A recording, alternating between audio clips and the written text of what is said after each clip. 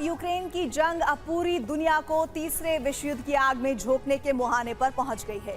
Ukraine ने पहली बार रूस के भीतर घुसकर उसके सबसे बड़े मिसाइल कंपोनेंट कारखाने पर ब्रिटिश स्टॉर्म शैडो मिसाइल से तबाही मचा दी है। इस धमाके से बौखलाए क्रेमलिन ने अब सीधे लंदन को मटियामेट करने और तीसरे विश्व युद्ध का आखिरी अल्टीमेटम जारी करने की धमकी दे दी है। लेकिन हैरान करने वाली बात यह है कि अमेरिकी राष्ट्रपति डोनाल्ड ट्रंप ने इटली और जर्मनी जैसे सहयोगियों को सरेआम बेहद खराब बताते हुए सुरक्षा गारंटी वापस लेने की खुली चुनौती दे दी है। इस बीच युद्ध की ये बारूदी चिंगारी सीधे नेटो सदस्य देश एस्टोनिया की सीमा में घुस चुकी है, जहां विस्फोटक से लदा एक घातक ड्रोन बरामद हुआ है। व्लादिमीर पुतिन ब्रिटिश लीडरशिप को आखिरी अल्टीमेटम देने वाले हैं। अगर ब्रिटेन ने यूक्रेन को लंबी दूरी की मिसाइलों की सप्लाई तुरंत नहीं रोकी तो लंदन की ऐतिहासिक इमारतें रूसी मिसाइलों के निशाने पर होंगी। रूस अब सिर्फ यूक्रेन के शहरों पर हमला नहीं कर रहा, बल्कि उसके ओडेसा और मिकोलेव जैसे पोर्ट पर भी हमले कर रहा है और समंदर के रास्तों पर भी पहरा बिछा रहा है। समुद्री रास्ते असुरक्षित होंगे तो असर सीधे यूक्रेन के व्यापार और पोर्ट्स पर पड़ेगा। रूस ने विदेशी झंडों वाले कार्गो जहाजों को निशाना बनाना शुरू कर दिया है। मतलब अब खतरा ब्लैक सी में चलने वाले जहाजों को भी है। यूक्रेन के बंदरगाहों तक पहुंचने वाला हर जहाज अब खतरे के घेरे में है। जिस तरह हॉर्मुज में ट्रंप ने समुद्री दबाव को रणनीतिक हथियार बनाया था, वैसे ही तस्वीर अब ब्लैक सी में भी दिखाई दे रही है। हॉर्मुज में अमेरिका की घेराबंदी की तरह ही ब्लैक सी में रूस अब यूक्रेन के खिलाफ वैसी ही घेराबंदी का मॉडल बनाता दिख रहा है। यानी यूरोप अब बड़े संकट में आ गया है। रूस यूक्रेन के पोर्ट्स पर हमले कर रहा है, क्योंकि पोर्ट्स असुरक्षित होंगे तो यूक्रेन की बाहरी सप्लाई और व्यापार दोनों प्रभावित होंगे। कार्गो जहाजों को निशाना बनाकर साफ संदेश दिया जा रहा है कि ब्लैक सी अब सुरक्षित कॉरिडोर नहीं है। काला सागर में ये पूरा खेल यूक्रेन को समुद्र से काटने की रणनीति जैसा है। लंदन ने यूक्रेन के लिए लंबी दूरी की मिसाइलों के 3 नए प्रोटोटाइप तैयार किए। रिपोर्टों के मुताबिक हाल ही में स्कॉटलैंड के हेब्राइड्स रेंज में इनका कामयाब लाइव फायर टेस्ट भी किया गया। यानी पुतिन के सामने अब सिर्फ आज की स्टॉर्म शैडो मिसाइल नहीं, बल्कि कल की और भी लंबी मार करने वाली ब्रिटिश मिसाइलों का खतरा खड़ा है। इसलिए पुतिन मान रहे हैं कि ब्रिटेन अब सिर्फ यूक्रेन का समर्थक देश नहीं रह गया है, बल्कि वो इस जंग का सक्रिय सैन्य साझेदार बन गया है। रूस पर ब्रिटिश स्टॉर्म शैडो हमले के तुरंत बाद नाटो देश एस्टोनिया की सीमा के अंदर विस्फोटक से लदा एक ड्रोन बरामद हुआ। एस्टोनिया के रक्षा मंत्रालय ने इसे अपनी संप्रभुता और राष्ट्रीय सुरक्षा के लिए बड़ा खतरा माना। इसके बाद एस्टोनियाई सीमा पर हाई अलर्ट घोषित किया गया। सुरक्षा तैयारियां बढ़ाई गईं और सेना की तैनाती तेज कर दी गई। इससे पहले मार्च में एक यूक्रेनी ड्रोन एस्टोनिया के पावर प्लांट की चिमनी से टकराया था। 19 मई को नाटो फाइटर जेट ने एक यूक्रेनी यूएवी को गिराया था।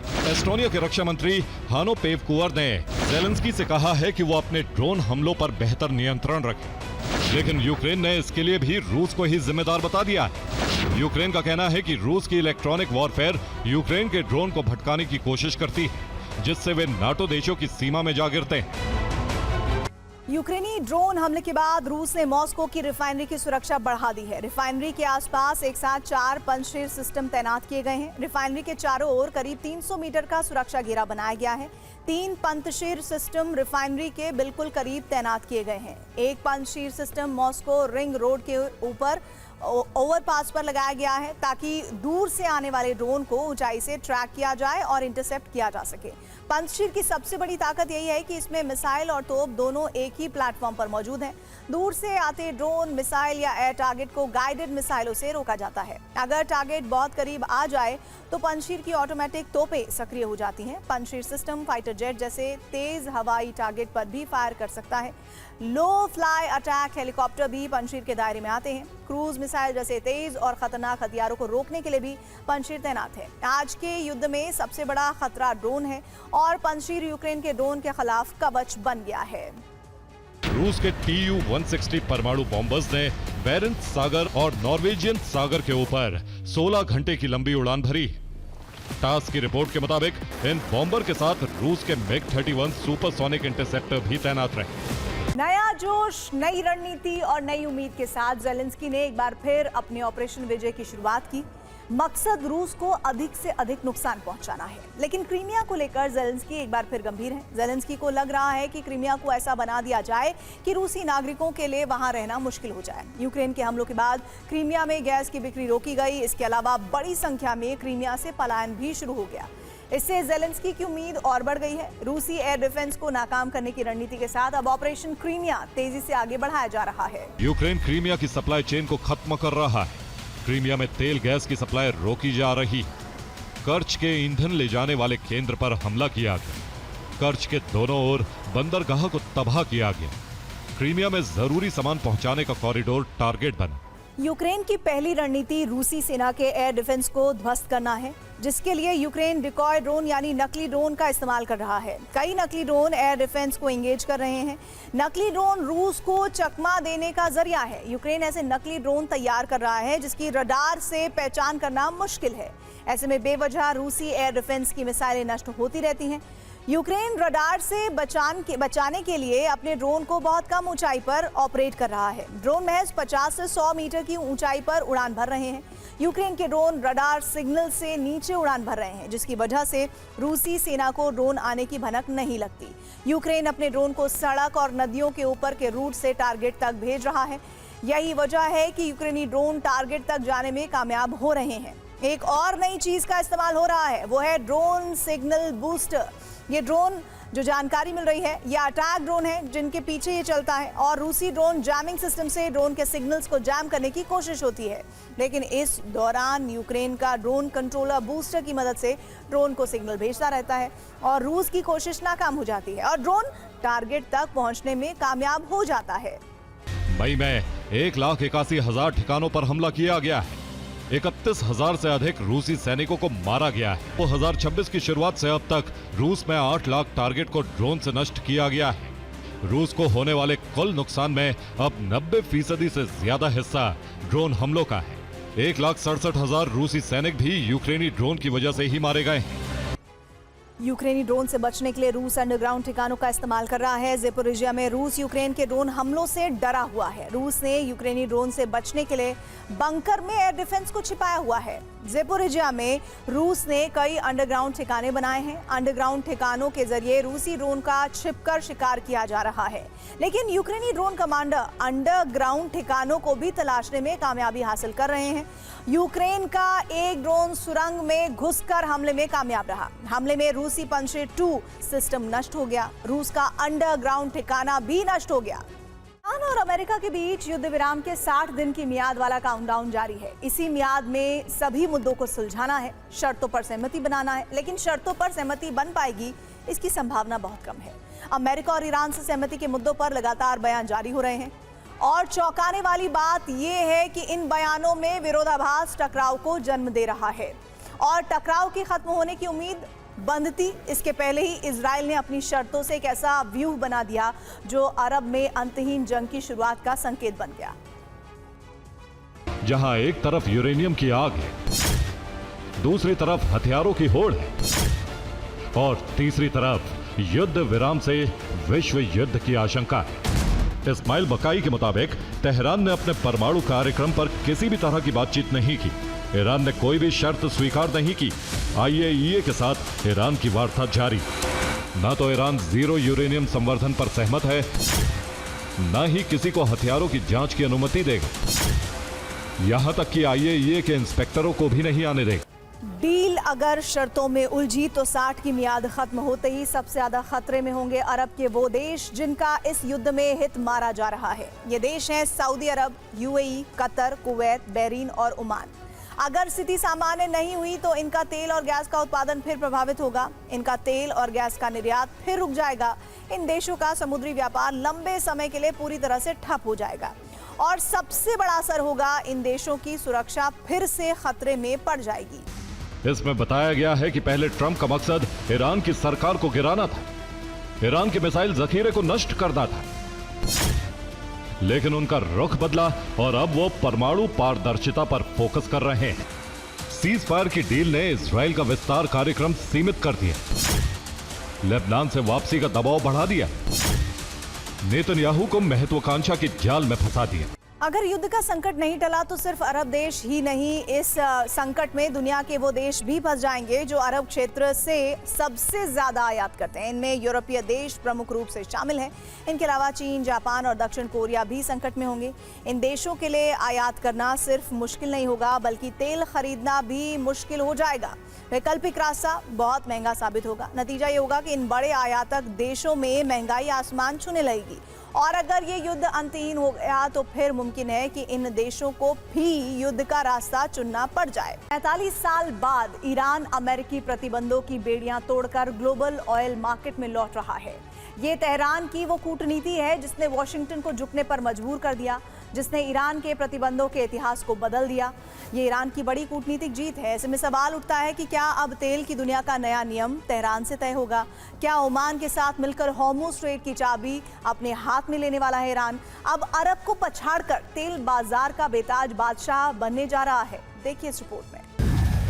स्विट्जरलैंड में ईरान और अमेरिका की पहले दौर की वार्ता के बाद अमेरिका ने ईरानी तेल की बिक्री पर लगे प्रतिबंध को 60 दिन के लिए हटा लिया, यानी कि 21 अगस्त तक ईरान अपने तेल और पेट्रोलियम उत्पादों को बेच सकेगा, जिसका भुगतान डॉलर में किया जा सकता है। इसके लिए अमेरिका ने 60 दिन तक अस्थायी लाइसेंस जारी किया है।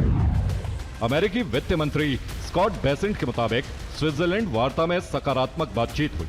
अमेरिका की इस छूट के बदले ईरान स्ट्रेट ऑफ हॉर्मुज़ में मुक्त आवाजाही सुनिश्चित करने और अंतर्राष्ट्रीय परमाणु ऊर्जा एजेंसी यानी IAEA के निरीक्षकों को ईरान में आने की अनुमति देने पर सहमत हुआ। समुद्री खुफिया फर्म टैंकर ट्रैकर्स के मुताबिक ईरान ने 15 जून से लगभग 36 मिलियन बैरल कच्चे तेल का निर्यात किया है। ईरानी जल क्षेत्र में लगभग 67 मिलियन बैरल तेल अभी भी मौजूद है, जिससे पता चलता है कि तेहरान के पास पर्याप्त मात्रा में कच्चा तेल है जो अंतर्राष्ट्रीय बाजारों में उतरने के लिए तैयार है। ईरान पर प्रतिबंधों की शुरुआत नवंबर 1979 में तेहरान में अमेरिकी दूतावास पर ईरानी छात्रों के कब्जे और अमेरिकी राजनयिकों को बंधक बनाए जाने के बाद हुई थी। तब राष्ट्रपति जिमी कार्टर ने अमेरिका में ईरान की संपत्तियों को फ्रीज कर दिया था और ईरानी तेल के आयात पर पूरी तरह प्रतिबंध लगा दिया था। उसके बाद साल 1987 में अमेरिकी राष्ट्रपति रोनाल्ड रीगन ने ईरान से सभी प्रकार के आयात पर पूर्ण प्रतिबंध लगाया, जिसमें अमेरिकी स्ट्रेटेजिक पेट्रोलियम रिजर्व के लिए खरीदा जाने वाला तेल भी शामिल था, जो ईरान के लिए बड़ा झटका था। ईरान का संघर्ष यहीं खत्म नहीं होने वाला था। साल 1995 में राष्ट्रपति बिल क्लिंटन ने अमेरिकी कंपनियों को ईरान के तेल और गैस क्षेत्र में निवेश करने या तेल व्यापार में शामिल होने पर पूरी तरह से बैन कर दिया। वहीं साल 2012 में ओबामा के कार्यकाल के दौरान अमेरिका ने ईरान के केंद्रीय बैंक पर कड़े प्रतिबंध लगाए, जो ईरानी तेल की कमाई का एक अहम जरिया था। इसके साथ ही उन विदेशी बैंकों पर भी कार्रवाई की गई जो ईरानी तेल का वित्तीय लेन देन कर रहे थे। ये प्रतिबंध अब तक जारी था। जहां ओमान के साथ हॉर्मुज़ पर बनाई जाने वाली नई व्यवस्था पर क्लोज डोर चर्चा की जा रही है। इसका मकसद हॉर्मुज़ स्ट्रेट के प्रतिबंध से जुड़े नए नियमों पर चर्चा करना है। हॉर्मुज़ स्ट्रेट दुनिया का सबसे महत्वपूर्ण ऑयल चोक पॉइंट है, जहां से वैश्विक तेल का करीब 5वां हिस्सा गुजरता है। ईरान अब इस समुद्री रास्ते के संचालन के लिए ओमान के साथ मिलकर एक नया फ्रेमवर्क तैयार करने की कोशिश कर रहा है, जिसमें जहाजों पर टोल टैक्स लगाने और सुरक्षा जांच को सख्त करने जैसे प्रस्ताव शामिल। अमेरिकी विदेश मंत्री मार्को रूबियो 23 से 25 जून तक संयुक्त अरब अमीरात, कुवैत और बहरीन के दौरे पर रहेंगे। ये दौरा अचानक नहीं, बल्कि खाड़ी देशों को भरोसे में लेने की एक बड़ी कोशिश है, ताकि ईरान डील पर खाड़ी देशों को राजी कर सके। रूबियो की यात्रा का बड़ा एजेंडा है हॉर्मुज़ स्ट्रेट की सुरक्षा सुनिश्चित करना, साथ ही खाड़ी देशों में अमेरिकी सैन्य ठिकानों की सुरक्षा का भरोसा देना, क्योंकि UAE, कुवैत और बहरीन इन तीनों ही देशों में बड़े अमेरिकी सैन्य ठिकाने। लेबनान को लेकर एक ऐसा कूटनीतिक उलटफेर हुआ है जिसने इजरायल के होश उड़ा दिए हैं। एक तरफ जहां नेतन्याहू अपनी सेना को पीछे न हटाने की जिद पर अड़े हैं, वहीं दूसरी तरफ अमेरिका और कतर ने मिलकर पर्दे के पीछे एक ऐसा चक्रव्यूह रचा है जिसमें हिजबुल्लाह अब एक मजबूत वार्ताकार बन गया है। इस नई बिसात में ईरान खुद को विजेता मान रहा है और ट्रंप ने नेतन्याहू पर नकेल कसने की तैयारी कर ली है। क्योंकि स्विट्जरलैंड वार्ता में अमेरिका को जो कूटनीतिक झटका लगा, उसके बाद वॉशिंगटन अब लेबनान में हर हाल में मुकम्मल शांति चाहता है। अमेरिकी विदेश मंत्री मार्को रूबियो ने इजरायली PM नेतन्याहू और लेबनान के राष्ट्रपति औन से सीधे बात की और इस बातचीत का नतीजा ये निकला कि अमेरिकी सेंट्रल कमांड ने लेबनान के लिए एक real time watch system activate कर दिया। लेकिन लेबनानी अखबार अल अखबार के मुताबिक अब कतर इस बातचीत में मुख्य मध्यस्थ बनकर उतरा है। कतर अब इजराइल और हिजबुल्लाह के बीच इनडायरेक्ट यानी परोक्ष बातचीत का जिम्मा संभाल रहा है। यानी जिस हिजबुल्लाह को इजराइल और अमेरिका एक आतंकी संगठन या ईरानी प्रॉक्सी कहते थे, आज वो इस शांति समझौते की एक आधिकारिक पार्टी यानी हिस्सेदार बनने जा रहा है। इजराइल के भीतर इस बात का खौफ है कि ट्रंप का ईरान के साथ आने वाला समझौता लेबनान में तेहरान के हाथ और मजबूत कर देगा। वहीं दूसरी तरफ हिजबुल्लाह ने दक्षिणी लेबनान में इजरायली सेना के टॉप कमांडरों को खोजने के लिए नाइट ऑपरेशंस शुरू कर दिए।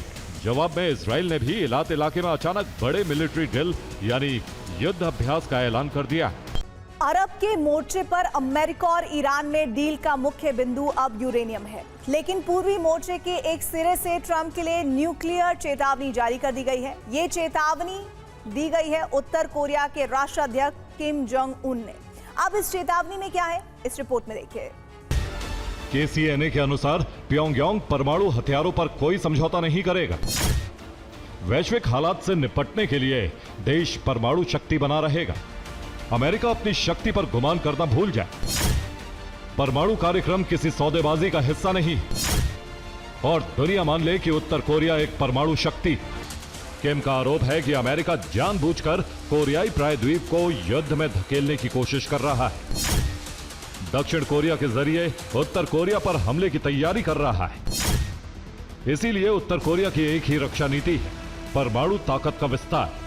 यह बयान अमेरिका के लिए खुली चुनौती है